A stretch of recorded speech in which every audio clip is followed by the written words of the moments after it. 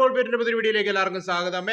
അങ്ങനെ മാഞ്ചസ്റ്റർ യുണൈറ്റഡിന്റെ കോച്ചായ Reuben അമോറിമിനെ sac ചെയ്തിരിക്കുകയാണ്. So head coach Reuben Amorim എടുത്ത് പറഞ്ഞു തന്നെയാണ് സാക്ക് വന്നിരിക്കുന്നത്. സോ നമുക്കറിയാം ഈ ഒരു സംഭവം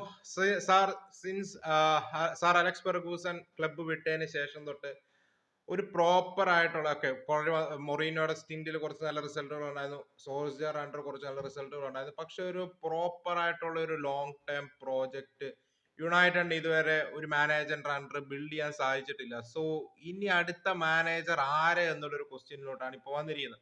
സോ ഇപ്പം തൽക്കാലത്തേക്ക് ഫ്ലെച്ചറിനെയാണ് ഇന്ററിം മാനേജറായിട്ട് അപ്പോയിന്റ് ചെയ്തിരിക്കുന്നത്. ഈ സീസൺ എൻഡ് വരെ ഒന്നും വന്നിട്ടില്ല, ഇന്ററിം മാനേജറിനെ പറഞ്ഞിട്ടുള്ളൂ. സോ കൂടുതലും ചാൻസ് പുള്ളി മേ ബി കണ്ടിന്യൂ ചെയ്യാം. By the end of the season പുതിയൊരു മാനേജറിനെ നെക്സ്റ്റ് സമ്മറിലേക്ക് കൊണ്ടുവരാന്നുള്ള രീതിയിലുള്ള റിപ്പോർട്ടുകൾ കേൾക്കുന്നു. സോ നമ്മൾ നേരെ ഈ ഒരു സാക്കിങ്ങിലോട്ട് പോകാനായിട്ടാണെങ്കിൽ എന്താണ് നിങ്ങളുടെ ഒപ്പീനിയൻ ഈ ഒരു സാക്കിലോട്ട് വരുമ്പോൾ എന്ന് പറയാം.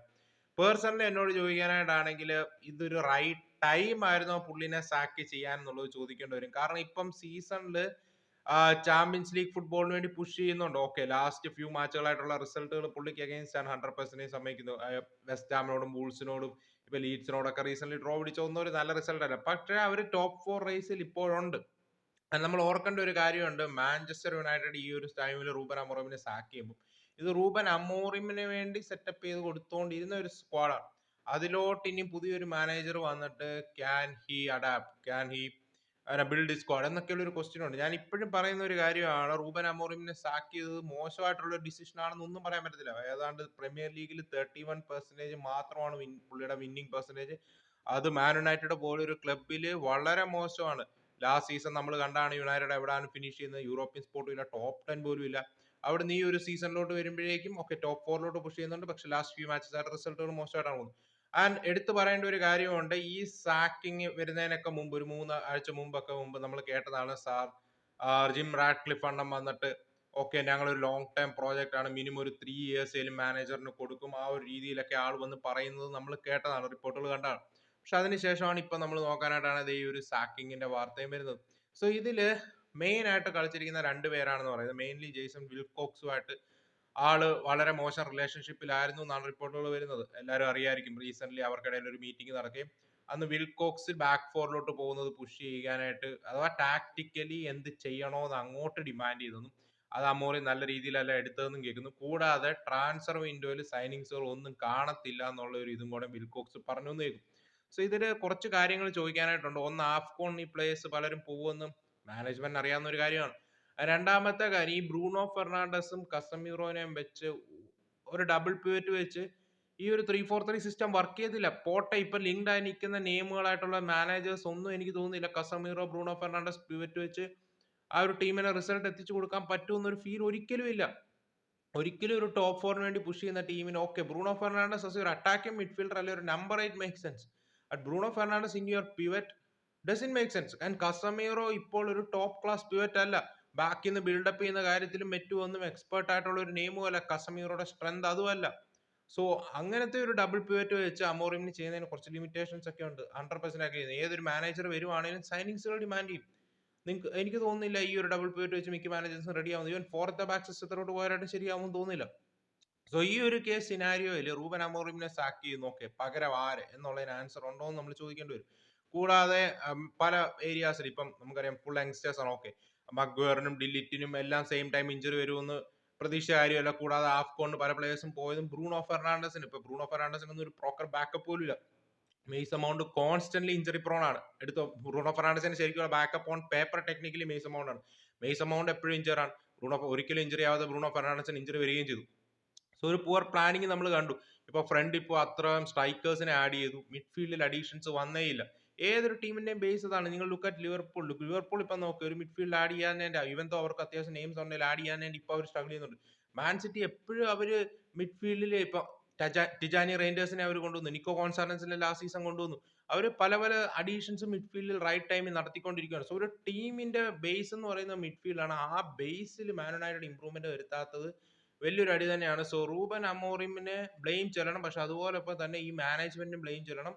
ഒന്ന്, lack of proper planning in the summer transfer window and winter transfer വിൻഡോയിൽ സൈനിങ്സ് ഇല്ല എന്നൊരു കോച്ചിനോട് പറഞ്ഞാൽ definitely he will be frustrated. പക്ഷെ ഞാൻ എന്തുകൊണ്ട് പുള്ളിനെ സാക്ക് ചെയ്തു എന്നുള്ളതും അണ്ടർസ്റ്റാൻഡബിൾ ആണ്. ഇത്രയും മോശം വിൻ പെർസെന്റേജ് വെച്ച് റൂബൻ അമറോമിനെ സാക്ക് ചെയ്തതിൽ ഒരു തെറ്റും പറയാനില്ല. പക്ഷെ ടൈമിംഗ് കറക്റ്റ് ആയിരുന്നു എന്ന് ചോദിക്കേണ്ടി വരും. അത് എടുത്തു പറയേണ്ട കാര്യമാണ്. ആൻഡ് ഇത് കൂടുതലും ഒരു സാക്കിനേക്കാൾ ഉപരി എനിക്ക് തോന്നുന്നത് ഇതൊരു ഈഗോ സംഭവമാണ്. എനിക്ക് തോന്നുന്നു അവർ ഇപ്പൊ സാക്ക് ചെയ്യാനായിട്ട് ഒരു പ്ലാൻ ഇല്ലായിരുന്നു. പക്ഷെ റീസെന്റ് വിൽകോക്സും മറ്റും ഒക്കെ കാര്യങ്ങൾ ഇടപെടാൻ തുടങ്ങിയത് അമോറിയും ചിലപ്പം ക്വസ്റ്റ്യൻ ചെയ്ത് കാണാം. അത് ഈ ഹൈറാർക്കിക്ക് ഇഷ്ടപ്പെട്ട് കാണത്തില്ല. സോമർ ബറാഡയും വിൽകോക്സും കൂടെ ഓക്കെ നമുക്ക് ഇവനെ സാക്ക് ചെയ്യാന്നുള്ള ഒരു ഡിസിഷൻ എടുക്കുക. റാഡ്ക്ലിഫ് അത് അഗ്രി ചെയ്യുകയും ചെയ്തു കാണും. സോ ഇനി എനിക്ക് പറയാനായിട്ടുള്ള നെക്സ്റ്റ് മാനേജർ ആരാണേലും ഏതാണേലും ഒന്ന് ഓർക്കുക, ഒരു ഏസ്മാൻ ആണോ വേണ്ടത് അതോ ഒരു അതോ ഒരു പ്രോപ്പർ മാനേജറിനെ ആണോ വേണ്ടതെന്നുള്ളത്. സോ യുണൈറ്റഡ് ബോർഡിന് ഇപ്പം ഗ്ലേസേഴ്സും ഇനിയോസും, ഗ്ലേസേഴ്സിനാണ് മെജോറിറ്റി ഷെയർ, വിൽകോക്സും ഒമർ ബറാഡ എല്ലാം ഇവിടെ ഉണ്ടല്ലോ. ഇവർക്കൊരു ഏസ്മാനെയാണ് വേണ്ടതെങ്കിൽ യുണൈറ്റഡ് ഒരു കാലത്തും രക്ഷപ്പെടാൻ പോകുന്നില്ല. എനിക്ക് പേഴ്സണലി തോന്നുന്ന ഒരു കാര്യം ഇതാണ്. ഇപ്പം ആഷ്വർത്തിനെ സാക്ക് ചെയ്യുന്ന ടൈമിൽ പുള്ളി പ്രീമിയർ ലീഗ് പ്രൂവൺ മാനേജേഴ്സിന്റെ കുറെ ലിസ്റ്റ് കൊടുത്തെന്നും അത് ഇഷ്ടപ്പെട്ടില്ലാത്തതിന് അത് റിജക്ട് ചെയ്തതിനാൽ പുള്ളി അമോറിം സൈനിങ്ങിന് ഫേവറബിൾ അല്ലായിരുന്നു, അതിന്റെയൊക്കെ റീസൺ കൊണ്ടാണ് പുള്ളി പോയെന്നൊക്കെ റിപ്പോർട്ടുകൾ കേട്ടിട്ടുണ്ട്. പിന്നീടാണ് വിൽകോക്സും മറ്റുമൊക്കെ വരുന്ന സ്ഥിരമായിട്ട് നമ്മളാണ്. സോ എടുത്തു പറയേണ്ട കാര്യം എന്നാന്ന് പറഞ്ഞാൽ ഇനിയും വരുന്ന മാനേജർ ഇവർക്കൊരു ഏസ്മാൻ ആണ് വേണ്ടതെങ്കിൽ എനിക്ക് തോന്നുന്നില്ല യുണൈറ്റഡ് രക്ഷപ്പെടുമെന്ന്. കാരണം ബോളിനെ ക്വസ്റ്റ്യൻ ചെയ്യേണ്ടപ്പോൾ ചെയ്യണം. അങ്ങനത്തെ മാനേജേഴ്സിനെ വേണം കൊണ്ടുവരേണ്ടത്. കാരണം ഇവരെ കൊടുക്കുന്ന ഏത് പ്ലെയർ ആണോ അവരെ വെച്ച് അങ്ങ് മുന്നോട്ട് പോകും. കാരണം ഈ ഗ്ലേസേഴ്സിന് ഒറ്റ ഒരു എയിമേ ഉള്ളൂ, പ്രോഫിറ്റ് മാക്സിമം ജനറേറ്റ് ചെയ്യുക. ഇനിയോസിന്റെ ആരും എനിക്ക് അറിയത്തില്ല. ഇനിയോസ് സോഫാർ അവർക്ക് മെജോറിറ്റി ഓണർഷിപ്പ് ഇല്ല, അവരെന്താ ചെയ്യാൻ പോകുന്നത് അറിയത്തില്ല. ബട്ട് സോഫാർ അവരുടെ മാനേജ്മെന്റ് അണ്ടർ വലിയ ഇമ്പ്രൂവ്മെന്റ് കാണാനായിട്ടില്ല. പ്രോഫിറ്റ് ജനറേഷൻ എന്നുള്ള ഒറ്റ ഒരു എയിമേ ഉള്ളൂ. ഓക്കെ, ടൈറ്റിൽ വിൻ ചെയ്താണ് പ്രോഫിറ്റ് കൂടുതൽ കിട്ടാൻ പോകുക. പക്ഷെ കൂടുതലും അവരുടെ താളത്തിന് ഒത്തു നിൽക്കുന്ന പ്ലേയേഴ്സ്, കോച്ച്, അല്ല അവർക്ക് അഫോർഡബിൾ ആയിട്ടുള്ള രീതിയിൽ കാര്യങ്ങൾ നടത്തുക. ആ ഒരു ടൈറ്റിൽ വിന്നിങ് മെന്റാലിറ്റി ടീം കാണിക്കാതിരിക്കുക. അതൊക്കെയാണ് നമ്മൾ ഗ്ലേസേഴ്സിന്റെ അണ്ടർ കണ്ടുകൊണ്ടിരുന്നത്. ഇപ്പം ഇനിയോസിന്റെ അണ്ടർ വലിയ മാറ്റമുള്ളതായിട്ട് തോന്നുന്നില്ല. സോ ഇനിയും വരുന്ന ഏത് മാനേജർ ആണെങ്കിലും ക്വസ്റ്റ്യൻ ചെയ്യപ്പെടണം. ഇപ്പം റിപ്പോർട്ടുകൾ ഇപ്പൊ ഫ്ലെച്ചർ ഇന്റർവ്യൂമായിട്ട് കണ്ടിന്യൂ, പോളിഗാന സോൾജറിനെ തിരിച്ചുകൊണ്ടിരുന്ന കാര്യം പറയുന്നുണ്ട്. പല പല നെയിംസും കേൾക്കുന്നുണ്ട്. ആരാണ് വരുന്നതെങ്കിലും ഈ മാനേജ്മെന്റിനെ ക്വസ്റ്റ്യൻ ചെയ്യാൻ കപ്പാസിറ്റി ഉള്ള ഒരു കോച്ച് ആയിരിക്കണം. അല്ലെ മാൻ യുണൈറ്റഡ് രക്ഷപ്പെടുമെന്ന് എനിക്ക് പേഴ്സണലി തോന്നില്ല. അതിനിപ്പോ ലിങ്ക്ഡ് ആയി നിൽക്കുന്ന കുറച്ച് നെയിംസ് ഒന്ന് നോക്കാനായിട്ടാണ്. സോൾജറിന്റെ കാര്യം ഞാൻ പറഞ്ഞു, ഇപ്പൊ ഫ്ലെച്ചർ ആയിരിക്കും ഇന്റർവ്യൂ മാനേജർ. ചാവിയുടെ പേര് അവിടെ ഇവിടെയും കേൾക്കുന്നുണ്ട്. പക്ഷേ ബാർസലോണ ഫാൻ എന്റെ ഫേവറേറ്റ് പ്ലേയേഴ്സിൽ ഒരാളാണ്. ഇവൻ മെസ്സി കഴിഞ്ഞ മൈ ഫേവറേറ്റ് ബാർസലോണ പ്ലെയർ എന്ന് തന്നെ ഞാൻ പറയും. ചാവി അത്രയ്ക്കും എനിക്ക് ഇഷ്ടമുള്ള ഒരു നെയിമാണ്. സോ ചാവിനെ കൊണ്ടുവരുന്നത് ഓക്കെ, പുള്ളിയുടെ ലെഗസി ഹേർട്ടായോ എന്നുള്ളൊരു പേടി ആസ് എ ബാർസ ഫാൻ എനിക്കുണ്ട്. കാരണം യുണൈറ്റഡിൽ വന്നതിന് ശേഷം പിന്നെയുള്ള മാനേജേഴ്സിനെല്ലാം നമ്മൾ ഓൺ പേപ്പർ ടെക്നിക്കലി കുറച്ച് ഡൗൺഫോൾ ആണ് കണ്ടിട്ടുള്ളത്. പക്ഷെ on paper this will be a good appointment. കാരണം ചാവി ഹെർണാണ്ടസ് ബാർസലോണ വന്ന സമയത്ത് ഒരു ബിൽഡിംഗ് പ്രോജക്റ്റ് ആയിരുന്നു. നിങ്ങൾക്ക് ഇപ്പം കാണാം ഒബമിയാങ്, അതും ആർസണൽ വിട്ടു വന്ന ഒബമിയാങ്, അതുപോലെ തന്നെ ലൂക്ക് ഡിയോങ്, ട്രയോറെ, ഇങ്ങനത്തെയൊക്കെ പ്ലേയേഴ്സിനെ വെച്ചാണ് പുള്ളി ആ സീസൺ 9ാം സ്ഥാനത്ത് നിന്ന് ബാർസനെ സെക്കൻഡ് ഫിനിഷ് ചെയ്യിപ്പിക്കുന്നത്. റയലിനെയൊക്കെ 4-0 തോപ്പിച്ച മാച്ചുകൾ ഓർമ്മ. പിന്നീട് തൊട്ടടുത്ത സീസൺ നമ്മൾ യങ്സ്റ്റേഴ്സിനെ ഇന്റഗ്രേറ്റ് ചെയ്തുകൊണ്ട് അത്യാവശ്യം കൊള്ളാവുന്ന സെക്കൻഡ് സീസണിൽ നമ്മൾ കണ്ടത് ലെവൻഡോസ്കി, കുണ്ടെ, ക്രിസ്ത്യൻസനൊക്കെ പോലത്തെ പ്ലേയേഴ്സിനെ, റെഫീനൊക്കെ പോലത്തെ പ്ലേയേഴ്സിനെ പുള്ളിയുടെ കോൺവെർസേഷൻ പവർ തന്നെയാണെന്ന് പറയുന്നത്. പുള്ളി പ്ലേയേഴ്സിനെ കൺവിൻസ് ചെയ്യാനായിട്ട് അടിപൊളിയാണെന്ന് പറയുന്നത്. പിന്നെ ചാവി നമുക്കറിയാം ആ ഒരു ബിഗ് ഹെഡുമാണ്. അതായത് ഒരു റെസ്പെക്ട് ഡിമാൻഡ് ചെയ്യുന്ന ഒരു നെയിമുമാണ് വേൾഡ് ഫുട്ബോളിൽ. സോ അതിനകത്ത് തന്നെ അതും ട്രാൻസ്ഫേഴ്സിൽ ഹെൽപ്പ് ചെയ്യുന്നുള്ള ഒരു കാര്യം ഉറപ്പാണ്. പിന്നെ എടുത്തു പറയേണ്ട കാര്യം എന്താണെന്ന് വെച്ചാൽ പുള്ളി യങ്സ്റ്റേഴ്സിനെ ഇന്റഗ്രേറ്റ് ചെയ്യും. നമ്മൾ ലെമീൻ യമാൽ, കുബാർസി, ഇപ്പം Fermin Lopez, even Casado to an extent, കസാഡോയും പുള്ളി തമ്മിൽ കുറച്ച് ഇഷ്യൂസ് ഉണ്ടായിരുന്നു. പക്ഷെ കസാഡോയ്ക്കും ചില സിറ്റുവേഷൻസിൽ, പിന്നെ നമ്മൾ എടുത്തു പറയേണ്ട വേറെ 2-3 ഹെക്ടർ ഫോർട്ടൊക്കെ പോലത്തെ പ്ലേയേഴ്സ്, ഇവരെയൊക്കെ പുള്ളി ഇന്റഗ്രേറ്റ് ചെയ്തു ടീമിലോട്ട്. പുള്ളി ആ റിസ്ക് എടുത്തു.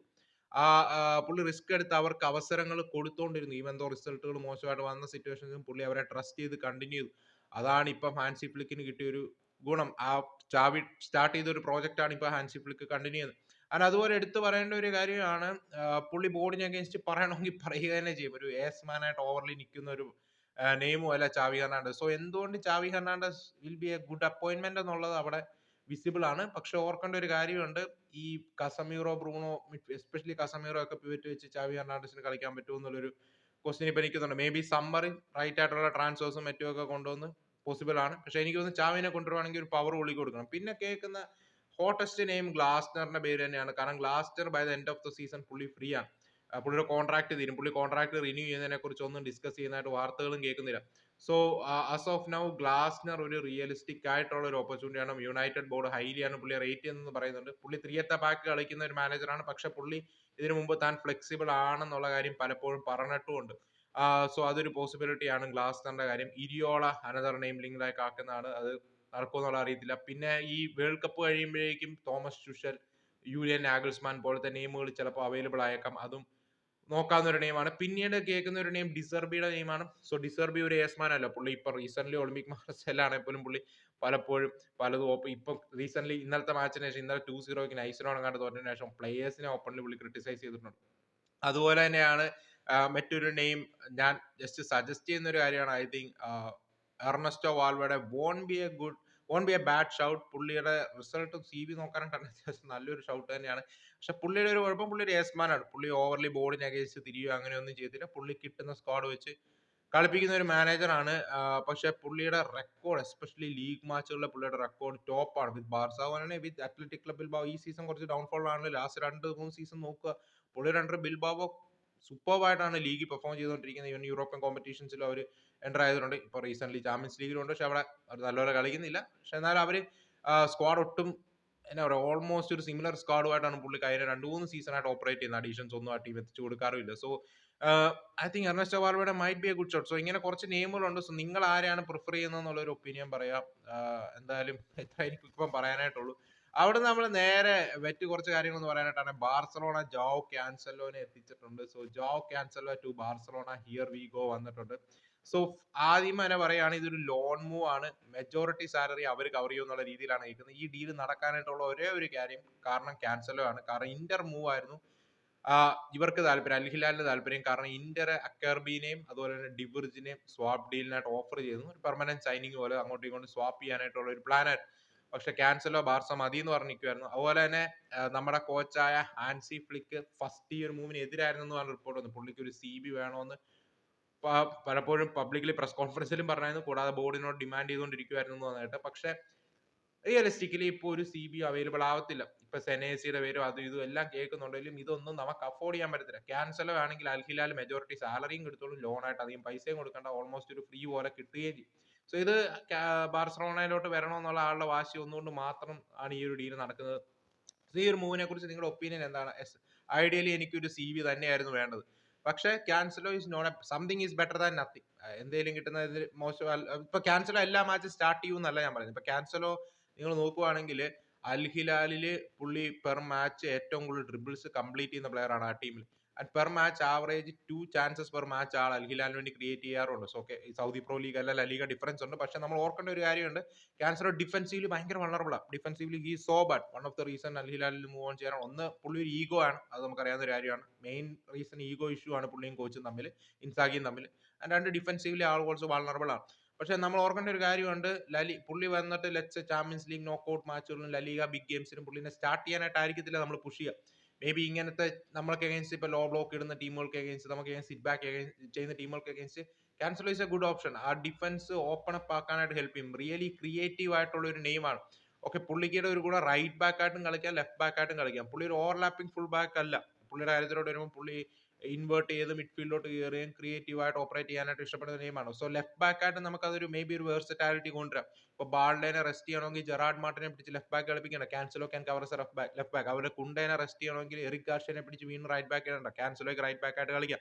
എന്നാൽ ബിഗ് മാച്ചസ് കളിക്കണമെന്നല്ല, ബിഗ് മാച്ചസ് ഡെഫിനറ്റ്ലി നമ്മൾ last season Kounde one of the best right backs in world football എന്ന് തന്നെ നമ്മൾ പറഞ്ഞുകൊണ്ടിരുന്നതാണ്. ഈ സീസൺ ആൾ കുറച്ച് ഡിപ്പായെങ്കിലും ഇപ്പൊ റീസെന്റ് മാച്ചുകളിൽ കുണ്ടേ വീണ്ടും നമ്മൾ ലാസ്റ്റ് വേർഷന്റെ ഒക്കെ ഒരു സ്ട്രെങ്തിലോട്ട് വരുന്ന പോലെ ഒരു ഫീൽ ഉണ്ട്.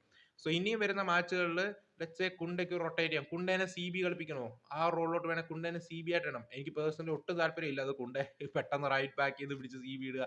ആൾ അഡാപ്റ്റ് ചെയ്യാനായിട്ട് ശരിക്കും സ്ട്രഗിൾ ചെയ്യുമായിരിക്കും. പക്ഷെ ഒരു ഓപ്ഷനായി അറ്റ്ലീസ്റ്റ് റൈറ്റ് ബാക്കും ലെഫ്റ്റ് ബാക്കായിട്ടും കളിക്കാൻ പറ്റുന്ന ഒരു നെയിം ആയി അഗേൻസ്റ്റ് ഇപ്പൊ ചെറിയ ടീമുകൾക്ക് against LaLiga he can start. കുറച്ച് ക്രിയേറ്റീവ് ആവും. മേ ബി യമാലും ക്യാൻസലോയും തമ്മിൽ ഒഫൻസീവ്ലി കൂടുതൽ ഒരു കണക്ഷൻ വരാം. അതെല്ലാം ഒരു പ്രതീക്ഷയാണ് ഇപ്പം പറയുന്നത്. സോ അറ്റ്ലീസ്റ്റ് ഒരു നെയിം, ഇത് പെർമനന്റ് സൈനിങ് ഒന്നുമല്ല. 6 months കഴിഞ്ഞിട്ട് I think he will move on. Permanent ആക്കാൻ പറ്റുമോ എന്നുള്ള കാര്യം എനിക്കറിയത്തില്ല. നമ്മൾ മേ ബി അതർ ഓപ്ഷൻസിലോട്ട് പോകായിരിക്കും. പക്ഷെ for at least 6 months something is better than nothing എന്ന് പറയുന്ന പോലെ. സോ ക്യാൻസലോ ഡെഫിനറ്റ്ലി നമ്മളെ ഹെൽപ്പ് ചെയ്യുന്ന ഒരു നെയിമാണ്.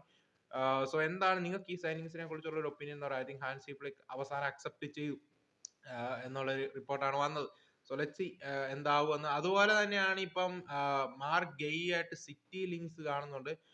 സോ ഈ സീസൺ ഫുള്ളിലേക്ക് മിക്കവാറും ഗോർഡിയോൾ ഔട്ട് ആയിരിക്കും എന്നാണ് കേൾക്കുന്നത്. ആളുടെ റീസെന്റ് ഇഞ്ചറി ചെൽസിക്ക് അഗൈൻസ്റ്റ് 51ാം മിനിറ്റിൽ ആൾ പോയിരുന്നു. കൂടാതെ Ruben Dias 3 to 4 weeks out ആയിരിക്കും എന്നുള്ള രീതിയിലും റിപ്പോർട്ടുകൾ വരുന്നുണ്ട്.